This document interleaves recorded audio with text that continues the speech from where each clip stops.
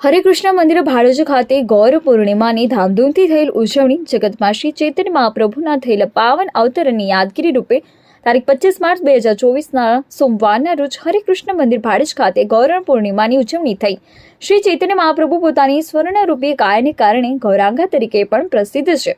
આ વર્ષે તેમની 538મી જન્મ જયંતિ ઉજવવામાં આવી હતી। આ ઉત્સવ ગૌડીય વૈષ્ણવો માટે નવા વર્ષના પ્રારંભનું પણ નિરૂપણ કરે છે અને ભક્તો રાત્રે ચંદ્ર પૂર્ણપણે ખીલી ઉઠે ત્યાં સુધી ઉપવાસ રાખે છે। જગતમાં હરિનામ સંકીર્તનનો પ્રારંભ સર્વશક્તિમાન ભગવાન શ્રી કૃષ્ણ સ્વયં થકી કરવા ઈચ્છતા હતા, તેમજ સ્વયંના ઉદાહરણ દ્વારા કેવી રીતે ભક્તિમય સેવામાં સ્વયંએ સમર્પણ કરવું એ દર્શાવવા માંગતા હતા। આથી શ્રીમતી રાધા રાણી કે જે ભગવાનની સર્વોચ્ચ ભક્ત છે, તેમના મનોભાવનો સ્વીકાર કરીને પોતે એક ભક્ત રૂપે પ્રગટ્યા હતા। તેમના અવતરણના આ દિવસને ગૌર પૂર્ણિમા ઉત્સવ તરીકે દર વર્ષે ઉજવવામાં આવે છે। ભક્ત સમુદાય દ્વારા શ્રી ચૈતન્ય મહાપ્રભુ જેમણે જગતભરમાં ભગવાન શ્રી કૃષ્ણના પવિત્ર નામનું રટણ કરવાના ઉદ્દેશનો પ્રસરાવ કર્યો, એ ઉદ્દેશનું નિરૂપણ કરતા હરિનામ સંકીર્તનનું રટણ દિવસ આખા દરમિયાન કરવામાં આવ્યું।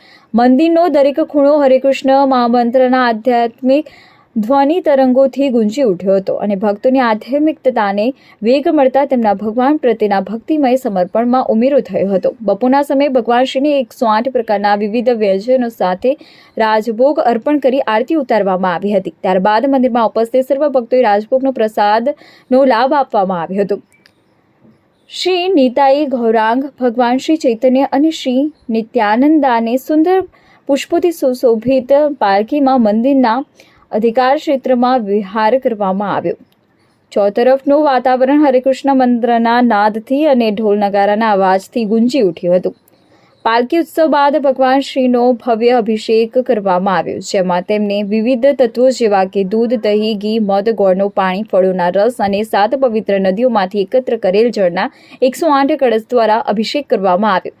અભિષેક દરમિયાન ગૌર આરતી ભજન ગાઈને ખાસ આરતી ઉતારવામાં આવી। પછી ભગવાન શ્રીને 108 પ્રકારના વિવિધ પ્રકારના વ્યંજનો મિષ્ટાનનો ભોગ ધરાવવામાં આવ્યો। હરેકૃષ્ણ મંદિરના ભક્તો દ્વારા ભગવાન શ્રી ચૈતન્ય મહાપ્રભુની લીલા વિષય વસ્તુ પર ખાસ નાટક શ્રી નિતાઈ ગૌરાંગેર પ્રેમ ભજવવામાં આવ્યું હતું। ઉત્સવના અંતમાં અતિ ભવ્ય મહાઆરતી પણ કરવામાં આવી હતી।